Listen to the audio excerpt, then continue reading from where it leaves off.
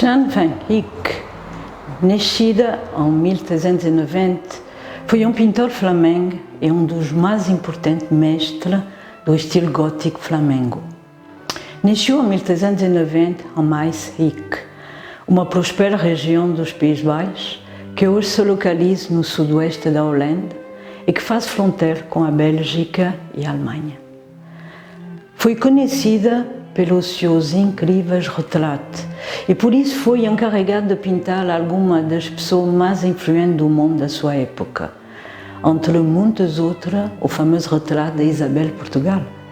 As suas obras trouxeram uma mistura de realismo e emoção fantástica. Jan van Eyck tornou-se famoso e foi um dos poucos artistas que realmente assinou as suas próprias obras. A sua carreira terminou cedo devido à sua morte precoce em 1441. Porém, a oficina e o seu legado foram propagados pela família. O seu estilo caracteriza-se pelo hieratismo e imobilidade, e as suas maiores preocupações era o hiperrealismo que ele alcançou na perfeição.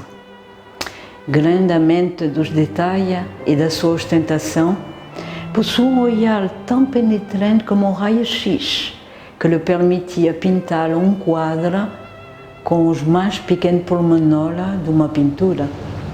Também foi considerado um dos artistas pioneiros no uso da tinta de óleo, que manejava com mestria, assim como o tratamento da luz e da perspectiva. Usando óleo ao invés do ovo, Jan van Eyck podia trabalhar muito mais devagar e com maior exatidão. Podia fazer colas lustrosas, suscetíveis de ser aplicada em camada transparente ou vidrada. Podia adicionar scintillantes detalhes em relevo com pincel de ponta fina e realizar todos os milagres de precisão e minúcia que espantara os seus contemporâneos. E cedo levar a aceitação geral do óleo como veículo pictórico mais adequado para a pintura.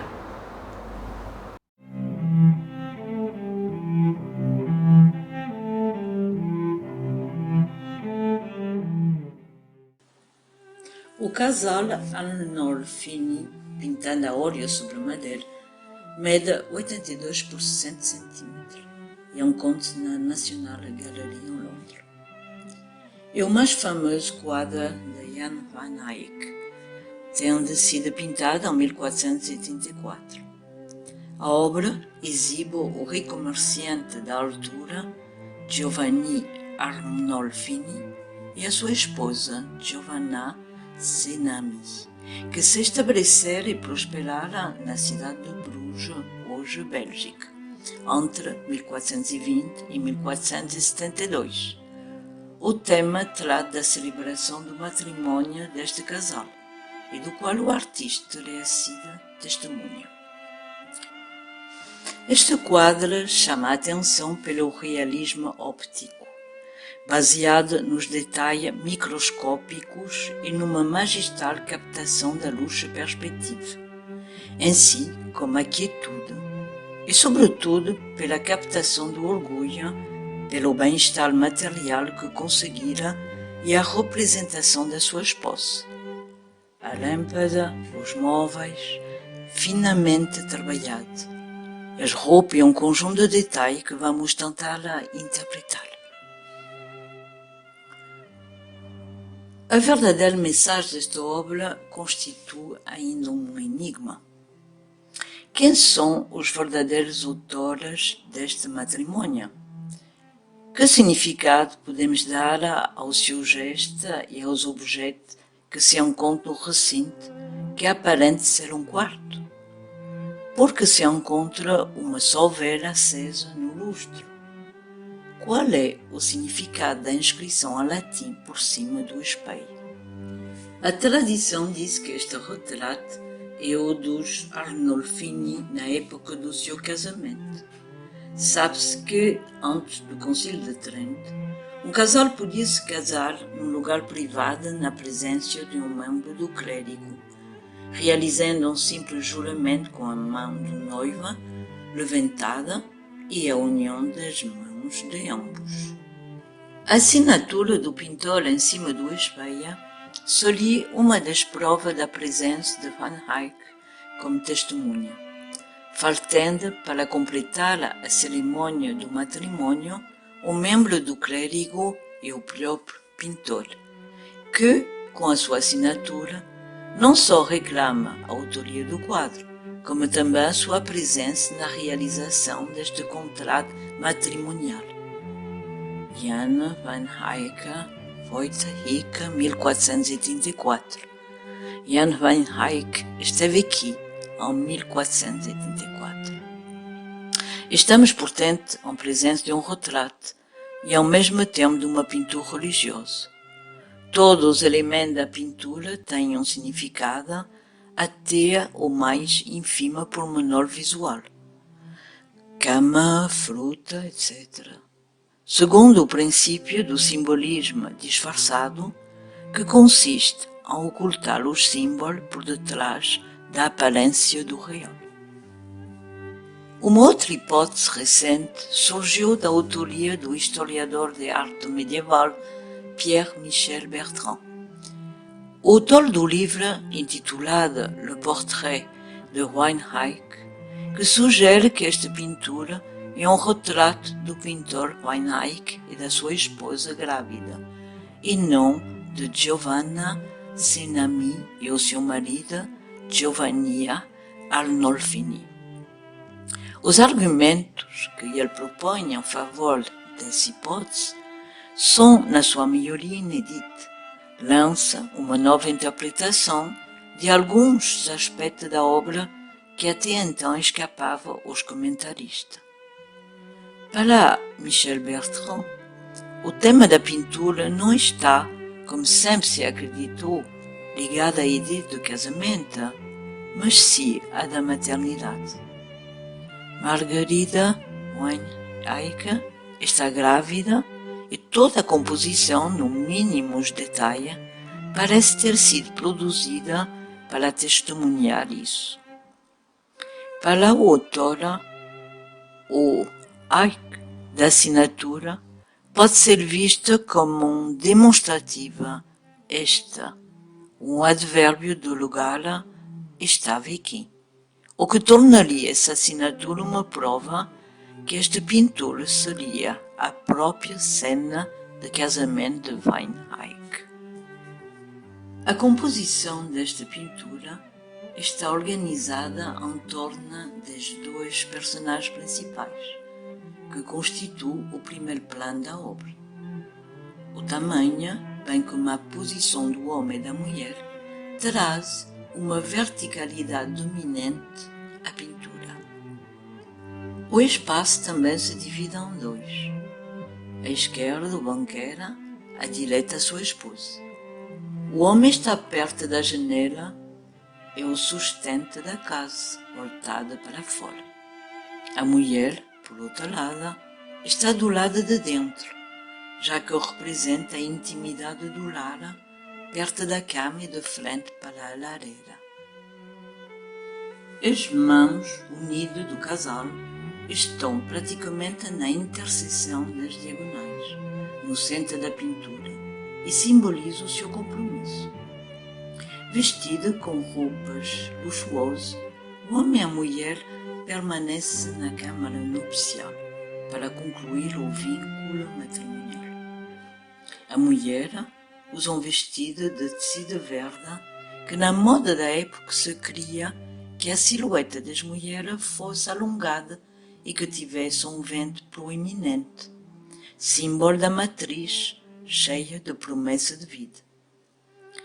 O que é conseguido graças a almofadas que era colocado sob o vestido e um cinto alto. As mangas do vestido são enfeitadas com pele. Por baixo, ele usa um gibão, que é um longo pano ou peça de seda que também serve de roupão. O cabelo é enrolado numa malha dourada nas têmporas.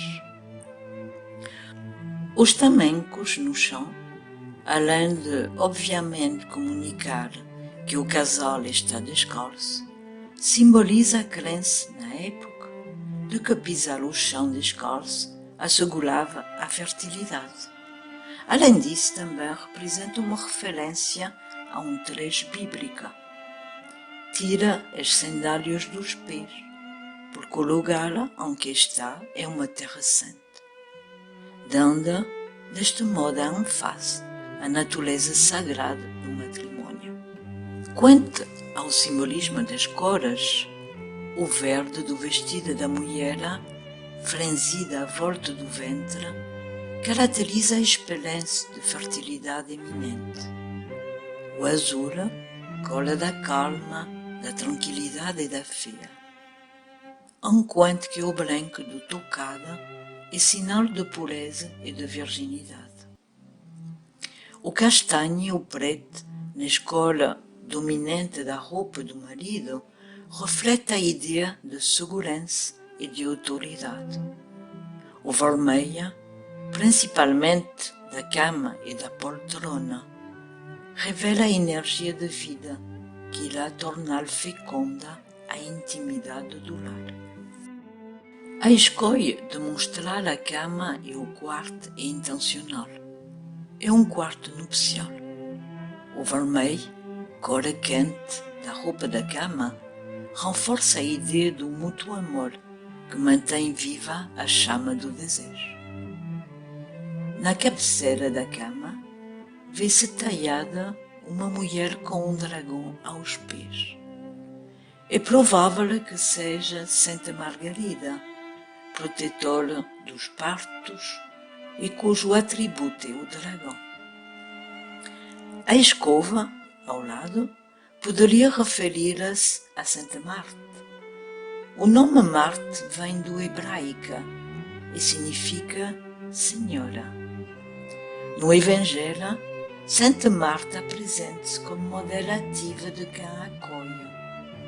Na Bíblia, encontramos a seguinte mensagem: Jesus entrou numa aldeia e uma mulher chamada Marta o recebeu em sua casa. O rosário, que aparece no quadro, é um presente habitual do noivo fazer à sua futura esposa e sugere a virtude da noiva e a sua obrigação de ser devota. Feita de cristal, é sinal de pureza e do sacramento matrimonial. Speculum sine macula. As laranjas colocadas na cômoda são por vezes chamadas de maçã dourada do Jardim das Hespérides e são símbolo de fertilidade e felicidade. Na sociedade ocidental, o véu da noiva é adornado por uma coroa de flor de laranjeira, expressão de fé que prevalece sobre as paixões terrenas. Este costume antigo é baseado no mito grego, em que o deus Zeus, senhor do Olimpo, ofereceu a flor de laranjeira à sua futura esposa Hera. As flores brancas simbolizam a inocência da futura noiva e os frutos anunciam a fecunda descendência. A laranja, símbolo nupcial, é muitas vezes também um atributo iconográfico de Maria, Mãe de Cristo.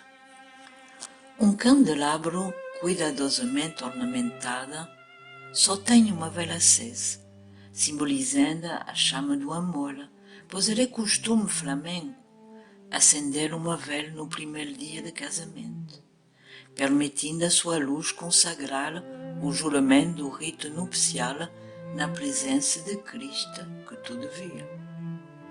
Também, naquela época, existia um costume de acender uma vela na sala onde ocorria um parto, recordando a vela que foi acesa pela Virgem durante o seu parto como símbolo de proteção. A presença do cão dá um ar familiar eterno ao quadro, e os pormenores do pelo do animal são mais uma vez uma proeza técnica do pintor. Na iconografia simbólica, a presença do cão representa a fidelidade e o amor terreno.